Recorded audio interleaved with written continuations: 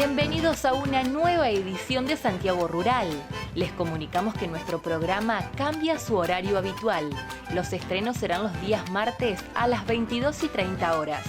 Como siempre, ya les presentamos los temas que trataremos hoy. Oscar Facioli, de Grupo Río Negro, explica el uso que tiene el cultivo de maíz en las rotaciones que practican en los campos que desarrollan. Silvia Olivo, del INTA, destaca la importancia de una correcta implantación del cultivo de alfalfa. Augusto Massimbeme, de la Universidad Nacional de Rosario, comenta detalles de la neumonía animal. Por último, María Victoria Rosner habla sobre un protocolo de trabajo para el control de garrapatas.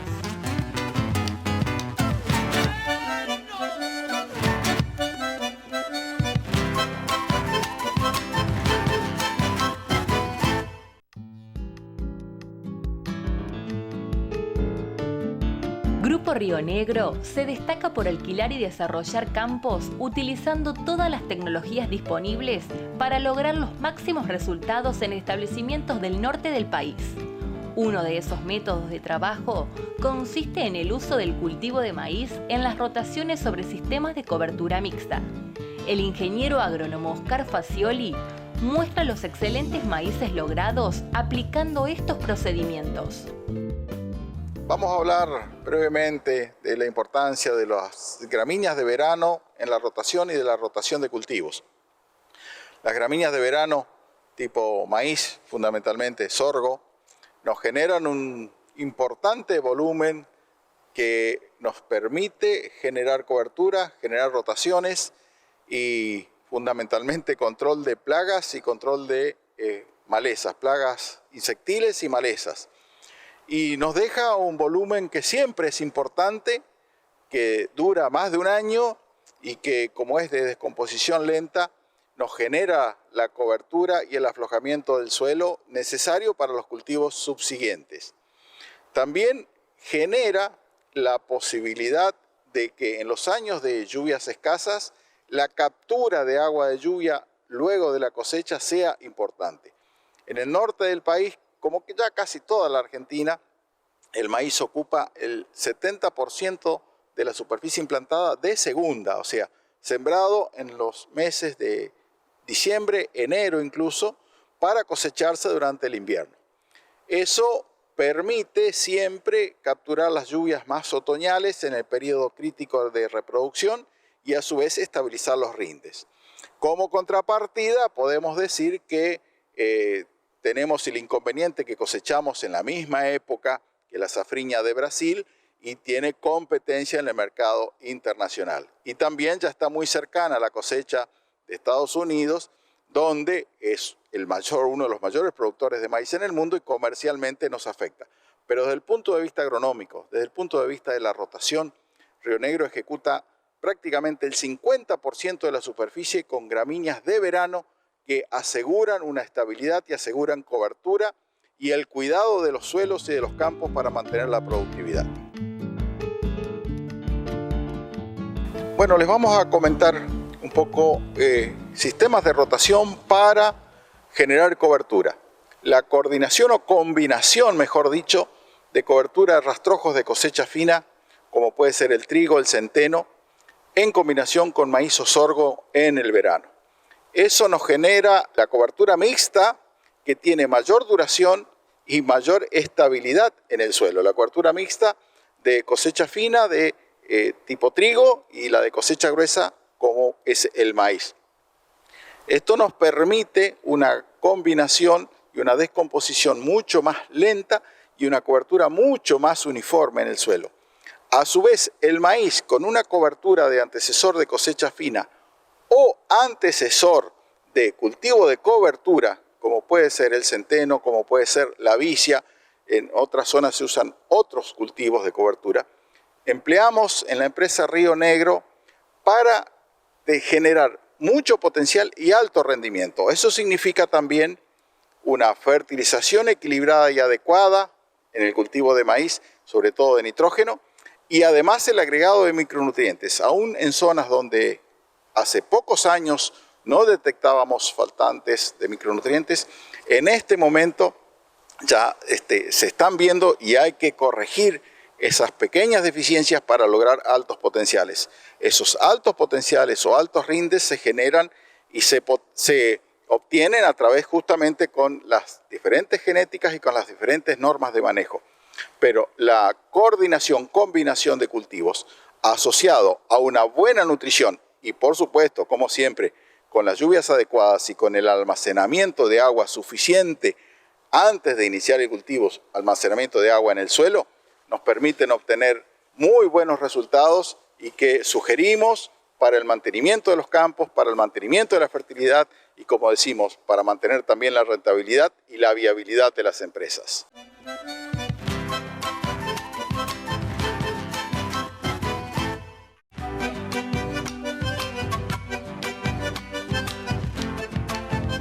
La correcta implantación de los cultivos de alfalfa es el punto de partida para lograr excelentes resultados a lo largo de los años.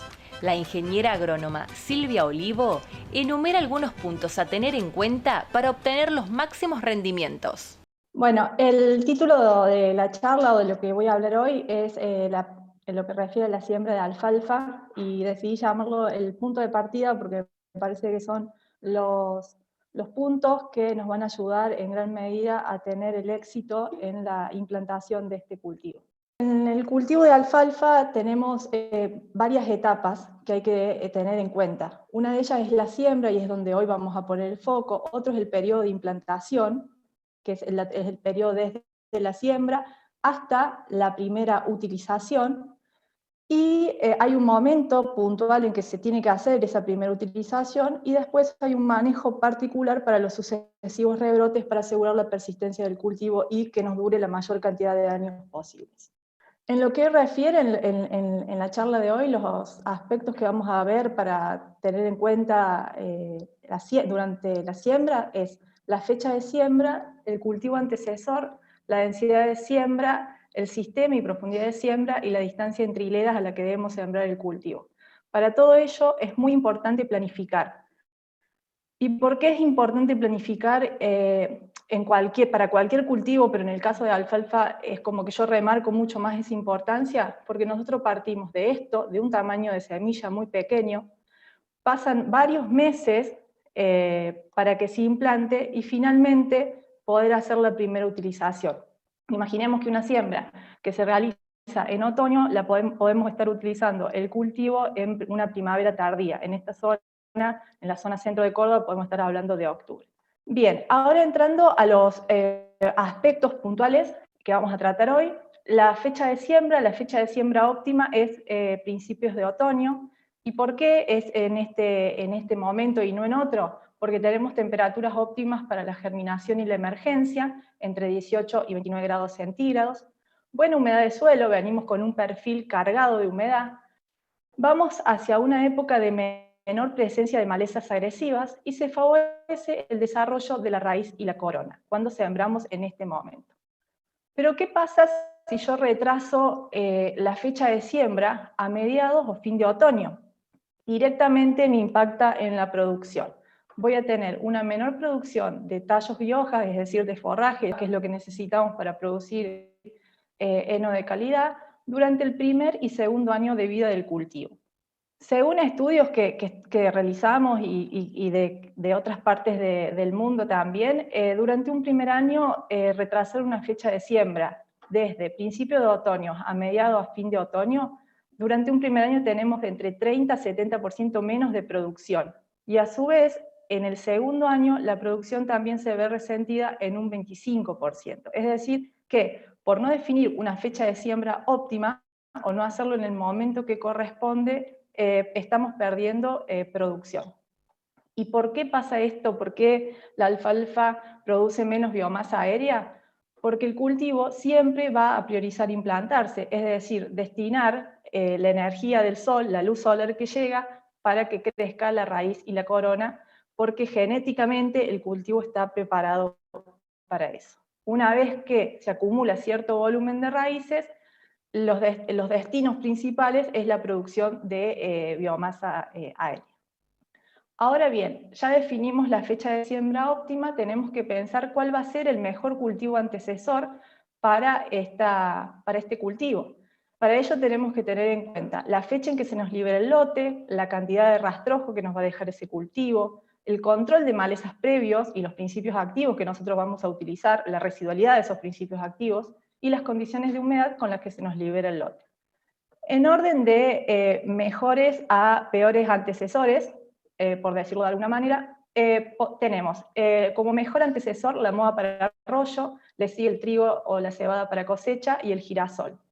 Luego viene el maíz y sorgo destinado a silaje, soja de ciclo corto, y en el ranking de los menos recomendables tenemos los sorgos forrajeros, los maíces y sorgos graníferos y una pastura degradada. Ahora bien, cuando tenemos que hablar de densidad de siembra, generalmente hablamos de kilos de semillas por hectáreas, pero eso hay que referirlo a cantidad de plantas por metro cuadrado que yo necesito tener como un cultivo agrícola. Una buena siembra es aquella que, cuando vamos al campo, a los 90 o 120 días de la siembra, podemos contar entre 250 a 300 plantas por metro cuadrado. Bien, entonces, yo necesito esa cantidad de plantas. ¿Cuántos kilos yo debo sembrar para llegar a eso? ¿Y qué es lo que yo tengo que tener en cuenta para llegar a esa cantidad de plantas? Para ello debemos conocer las plantas por metro cuadrado objetivo, que serían estas, el poder germinativo, el peso de las 1000 semillas, la pureza y el porcentaje de peleteo, que puede ir de un 30 a un 50% dependiendo de la semilla. Y hay que cuantificar también una eficiencia de implantación. Hay que tener en cuenta que en la medida en que nos retrasemos en la fecha de siembra, esa eficiencia de implantación va a ser mucho menor, porque las condiciones climáticas a las cuales exponemos el cultivo van a ser más limitantes. En función a todo esto y a una serie de cálculos que se realizan, los kilos de semilla, por hectárea rondan entre 16 a 20 kilos de semilla peleteada. Y siempre es recomendable usar semilla fiscalizada porque nos estaríamos asegurando un poder germinativo, pureza y un valor estable del peso de las 1000 semillas.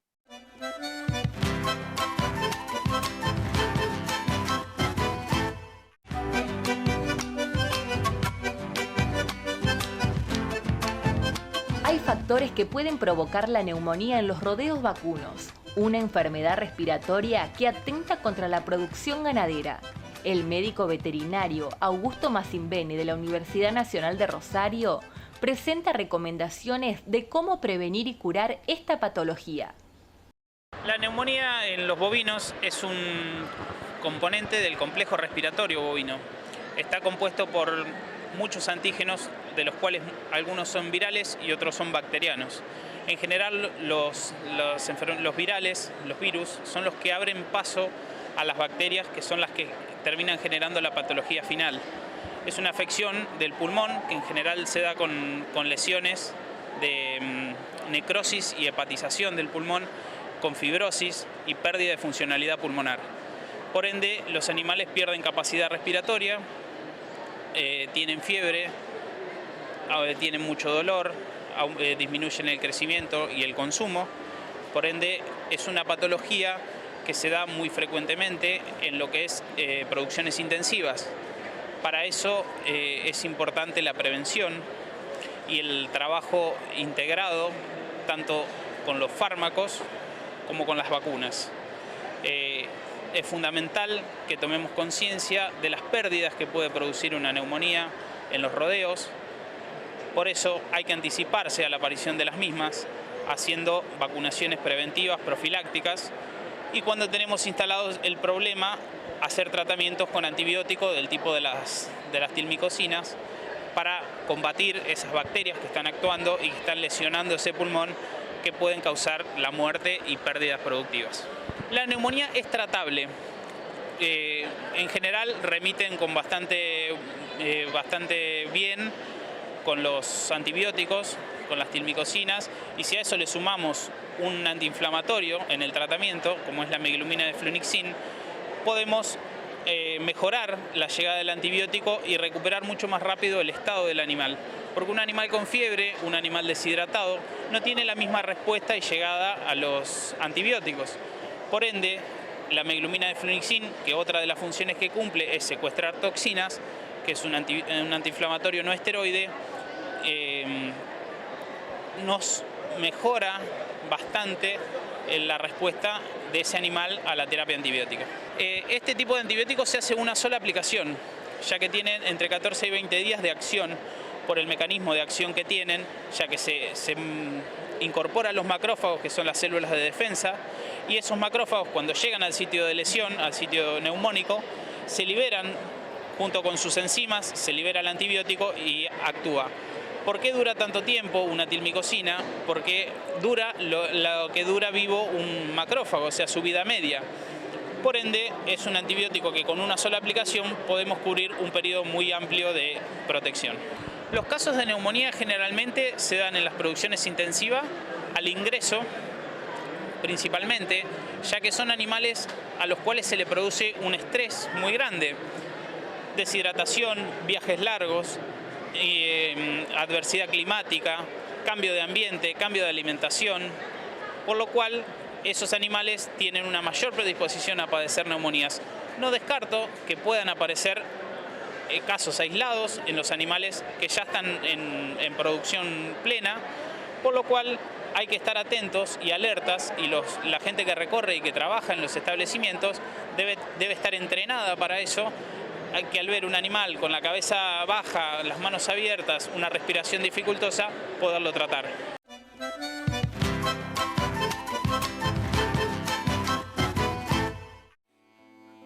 El INTA, junto a otras instituciones, han desarrollado protocolos y estrategias de trabajo para lograr el control de la garrapata que afecta a muchos establecimientos ganaderos. La doctora María Victoria Rosner considera distintos aspectos del problema. Sin duda es la garrapata, dentro de todas las que existen, esta es la que más pérdidas económicas produce, por lo tanto es la de mayor relevancia para la producción ganadera de todo el norte del país, no solo del NEA. Produce fuertes restricciones al desarrollo de la ganadería, las pérdidas debidas a esta parasitosis, y afecta a una población de aproximadamente, si tenemos en cuenta todo el norte del país, de 17 millones de bovinos, o sea que son muchos, casi la mitad de las cabezas del país están afectadas por esta parasitosis. Por lo tanto, lo que muestra ahí en verde es que no es posible pensar desde un nivel tecnológico en una ganadería que sea competitiva económicamente, sin entrar en distintas estrategias para el control de esta enfermedad. Y acá, para lo único que les iba a mostrar, esto es un trabajo que se hizo arduamente en los 90, que se validó y se mantiene, pero lo que les quería mostrar es que esta línea roja que ven acá hacia el sur, que involucra las provincias del norte de Santa Fe, sur de Corrientes, norte de Entre Ríos y norte de Córdoba, antes, hasta hace un par de años, eran consideradas como libres o erradicadas de garrapata, y en la actualidad se conoce por distintos reportes de instituciones públicas como el SENASA, FUCOSA, FUCOFA y otras instituciones que trabajan y trabajaban en el plan de erradicación, que hay campos y muchos contaminados. Entonces esa barrera que teníamos de erradicación se va corriendo cada vez más hacia el sur. Ese es uno de los fenómenos que hay que tener en cuenta, que afecta un poco la dinámica de la población de garrapatas. Si lo decimos en las provincias, son todas esas que ven ahí: Córdoba, Santa Fe, Corrientes, Entre Ríos, Misiones, Chaco, Formosa, y el NOA, Jujuy, Salta, Santiago, Catamarca y Tucumán tienen presencia de garrapata. Los distintos colores indican solamente la aptitud más alta o intermedia y baja para su desarrollo. La acción patógena del parásito tiene una capacidad muy grande de infectar masivamente a los bovinos. Vieron las imágenes, las cargas que pueden llegar a tener son muy altas, y esas pueden producir efecto directo, expoliatriz, digamos, lesión directa del parásito, pero además tenemos todo lo asociado: la tristeza, la succión de sangre que produce anemia, con inmunosupresión e inoculación de toxinas. Esto seguramente afecta el desarrollo de los animales, sobre todo en etapas de crecimiento, que lo vamos a ver hacia el final de la charla en ganancia de peso. Las pérdidas productivas entonces pueden ser físicas, directas o indirectas. Las indirectas, la más importante es el tema de los gastos económicos para el control del parásito. Ahí tenemos el uso de los garrapaticidas, los que empleemos, pero también hay que agregar la mano de obra y la infraestructura en cuanto a los baños, el cambio de las medicaciones. Todo eso está incluido dentro de los costos indirectos basados en el control del parásito. Las pérdidas indirectas generales con miasis y otro tipo de enfermedades no están bien determinadas económicamente, pero aproximadamente el 79% de las pérdidas es por la garrapata en sí mismo, y hay un 21% de esas pérdidas totales que se deben a estas enfermedades asociadas. Más allá de eso, entonces, un poco para ponernos en contexto, es casi la misma foto. ¿Qué dos ejes tenemos para enfrentar a este problema? Primero, en la flecha roja tenemos dificultades para el control químico, el fenómeno de resistencia a los acaricidas, y que es algo creciente. Y del lado derecho tenemos la expansión del área ecológicamente apta para el desarrollo de esta garrapata. ¿Por qué les pongo esto? Porque con el tema del cambio de los sistemas productivos, el cambio del pastizal, del tapiz vegetal, donde se introducieron pasturas, se cambiaron los tipos de pasturas, se aumentó la carga animal, eso hace que haya cambiado la dinámica poblacional, tanto de la producción bovina como de la distribución de las garrapatas. Entonces, a todos los que trabajamos en este tema nos pasa que nos empiezan a consultar y me dicen, no, pero yo nunca tuve este problema y ahora tengo problema con la garrapata o con la tristeza que está asociada. Se debe a esto, al fenómeno que nosotros cambiamos el ambiente, al cambiar una pastura, al cambiar los alambrados o al aumentar la carga animal, y van a afectar las cantidades de garrapatas que tengan los animales. Llegamos al final de la presente edición de Santiago Rural. Les recordamos que tenemos nuevos horarios de emisión. Los estrenos serán los martes a las 22:30 horas. Gracias por acompañarnos.